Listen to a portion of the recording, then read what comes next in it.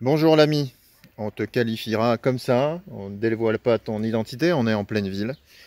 Euh, et on va vous montrer ce que c'est qu'une base autonome durable, Urbaine. urbaine, avec un volet solidarité qui est incroyable ici. On commence par le point d'eau. Est-ce que l'ami, pardon, tu peux nous dire ce que tu as fait ici?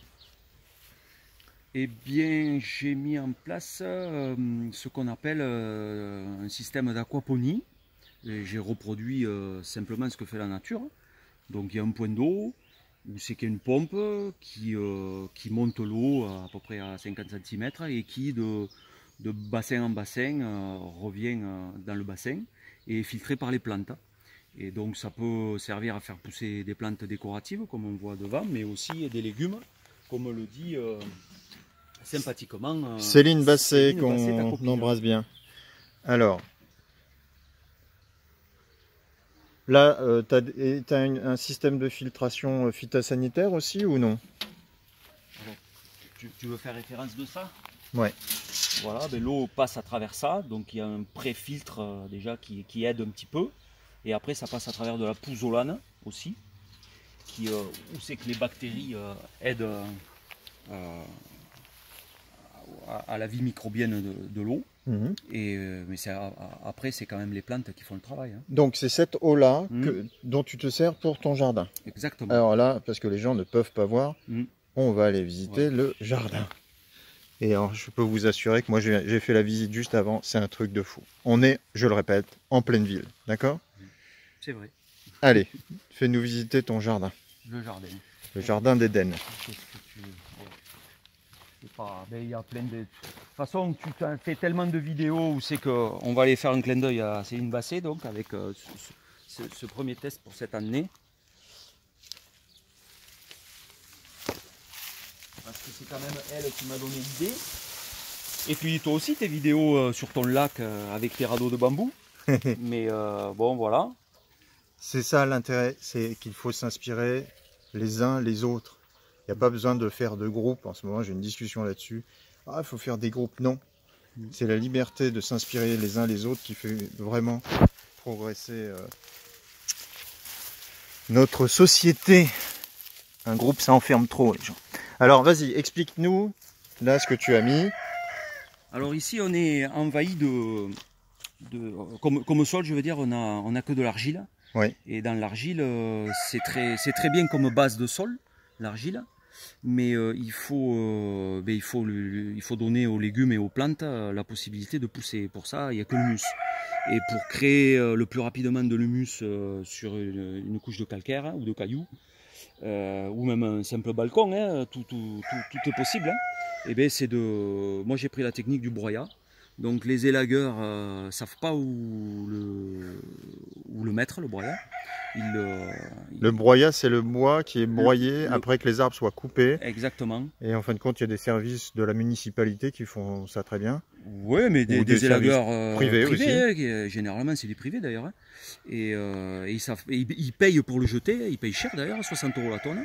Donc ils sont bien contents quand il y a des particuliers qui le leur récupèrent. Et donc j'étends ça généreusement, on va dire, puisqu'il y a minimum 30 cm.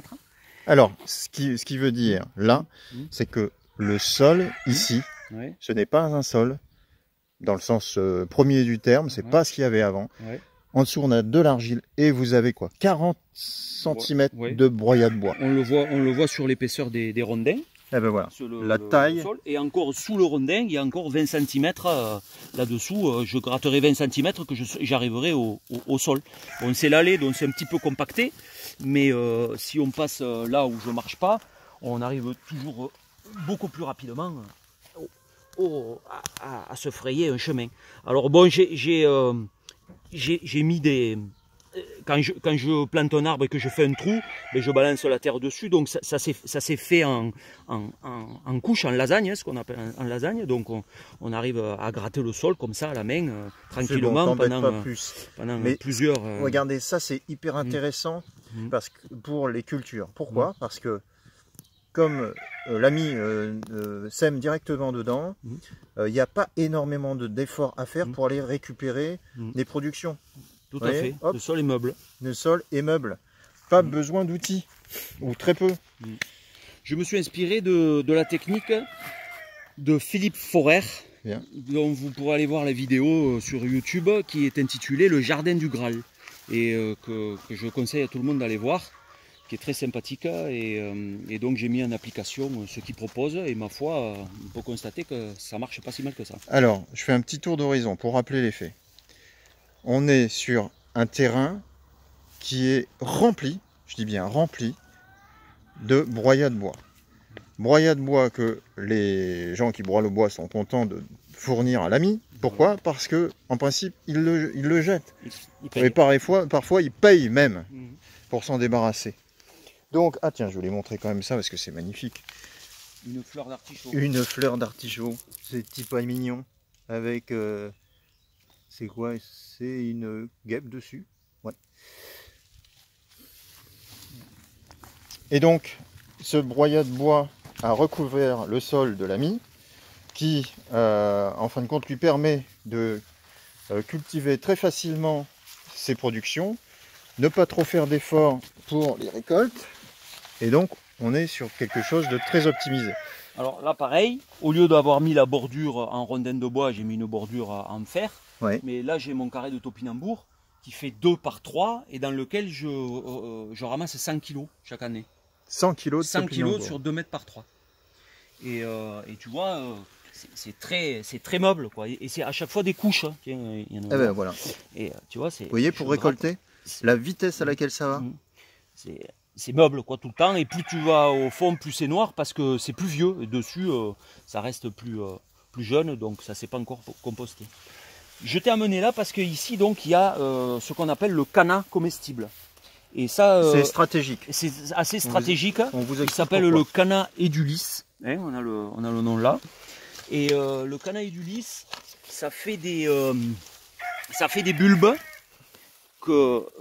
qu'après il faut arracher. Alors celui-là, il n'est pas bien grosse. On va essayer d'en trouver une plus grosse. Voilà. Tu me disais que c'est aussi stratégique que l'autre, la consoude. Hein, ouais, parce que c'est une plante comestible. Alors ça monte à 2,50 m de haut, contrairement au canna décoratif. Donc ça monte beaucoup plus haut. Et le truc, c'est que ça fait une bulbe qui renferme énormément de fécule. Et donc il suffit de la râper avec une râpe dans de l'eau et la fécule se détache de la chair. Et après on décante l'eau et on a de la fécule très facilement. Après pour pouvoir faire des crêpes, des gâteaux. Donc tu as déjà essayé avec ouais, ça se fait. Et puis ça se mange aussi sauté à la poêle comme une patate, quoi, tu vois. Alors là, j'y arrive pas, il me faudrait un outil pour qu'on aille voir la bulbe qui grossit, mais elles n'ont pas encore trop grossi. Elles viennent de ressortir parce que l'hiver ça meurt complètement, il n'y a rien. Et là au printemps elles ressortent. Donc elles se sont pas encore trop reformées, il faut attendre un peu. Mais c'est bien parti, donc là ça devient gros comme ça, tu vois. Ça fait une belle bulbe. Là c'est pas la saison, quoi. Mais vous voyez, toujours dans cette recherche de low-tech, d'utiliser le moins d'énergie possible et que ça soit le plus facile possible. Parce que je fais un petit coucou une nouvelle fois à Pierre 1911 qui fait tout mano et qui fait tout avec sa traction animale. C'est pas si simple. Vous êtes malade une journée et vous risquez de foutre en l'air pas mal de choses parce que c'est énormément de boulot de construire son autonomie alimentaire. Alors, on te suit, on a encore... Ah, non, on va couper la vidéo, j'en refais une autre parce que là, c'est des sessions de 10 minutes, d'accord ?